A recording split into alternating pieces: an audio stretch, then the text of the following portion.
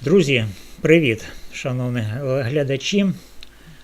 Я Валерій Табаков, рускоязичний українець, народжений і вирісший в цій країні, який був на Майдані у 2014-2015, платив податки, вірив у європейське майбутнє України. Але сьогодні я перед вами і кажу прямо: я більше не можу називати себе патріотом держави, яка систематично, цинічно і підло плює мені в обличчя моїх дітей, моїх батьків, мільйонів таких самих, як я. Починаючи з 2014 року, а особливо з 2019-го, українська влада робить усе, щоб рускоязичні українці відчули себе чужими в власній країні. І робить це під гаслами національної безпеки, захисту мови, деокупації свідомості. Але насправді це просто державний націоналізм, який краде у нас конституційні права. Стаття 22 Конституції України – це та стаття, яку наші патріоти ненавидять найбільше, бо вона прямо забороняє те, що вони роблять щодня. Ось її текст дослівно. При прийнятті нових законів або внесенні змін до чинних законів не допускається звуження змісту та обсягу існуючих прав і свобод. Це не я придумав, це основний закон, який підписували і на якому присягали Кравчук, Кучма, Ющенко, Янукович, Порошенко, Зеленський. Усі, без винятку. І саме ця стаття робить увесь мовний наступ 2017-2025 років грубим, цинічним і антиконституційним злочином. До 2012 року в нас діяв закон Ківалова-Колесніченка. Не ідеальний, але він давав рускоязичним регіонам реальні права: освіта, судочинство, послуги місцевою мовою. Після Майдану цей закон скасували 23 лютого 2014-го. Це день вічної ганьби. Потім прийняли закон про освіту 2017-го. Звузили права на рідну мову навчання. Потім закон про мову 2019-го.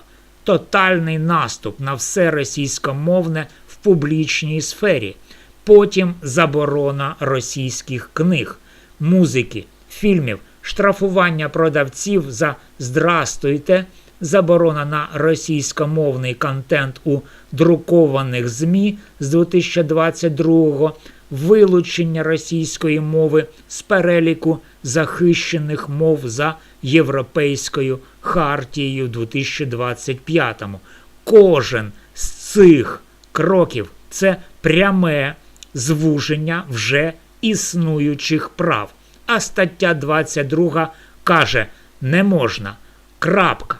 Але наші захисники нації кажуть: війна, агресор, національна безпека. Вибачте, але Конституція не має винятків для війни. Вона або діє, або її скасовують офіційно.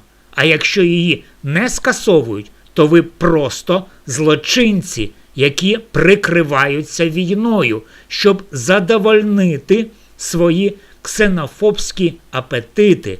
А тепер до головного висновку.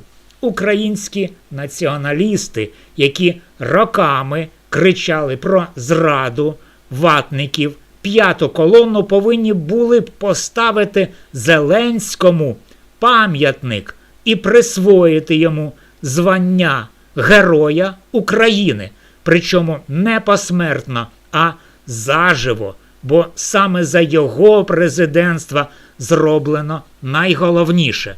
Остаточно добито російськомовну освіту на Сході та Півдні, введено тотальні квоти та заборони в медіа, культурні, книгодруковані, запроваджено масові штрафи за розмову рідною мовою в просторі, вилучено російську мову з переліку захищених меншин.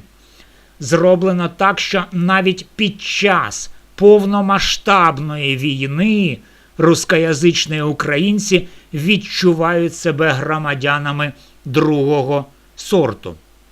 Зеленський зробив те, про що мріяли найрадикальніші націоналісти 2014-2019 років.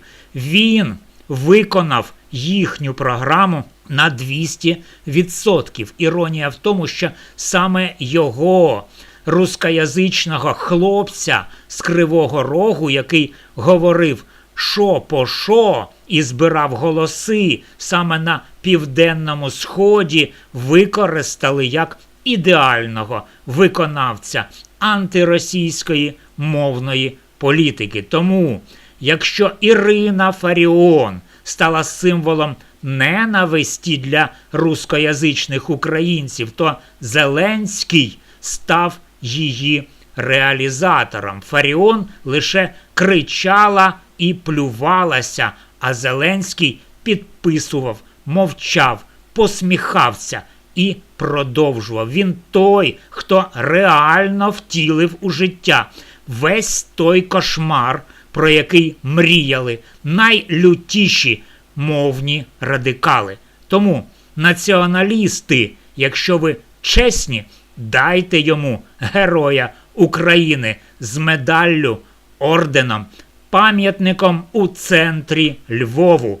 Бо він зробив більше для вашої мети, ніж ви самі за всі роки. А ми, рускоязичні українці, маємо право сказати: дякуємо, пане президенте, за те, що ви остаточно показали справжнє обличчя цієї держави. Ви не об'єднали країну, ви розірвали її на правильних і неправильних українців. Ви не захистили мову, ви зробили її інструментом дискримінації. Ви не посилили національну безпеку. Ви посилили внутрішній розкол. І тому я, Валерій Табаков, сьогодні кажу відкрито: я люблю Україну, землю, людей, історію, пісні, природу, але я ненавиджу державу, яка плює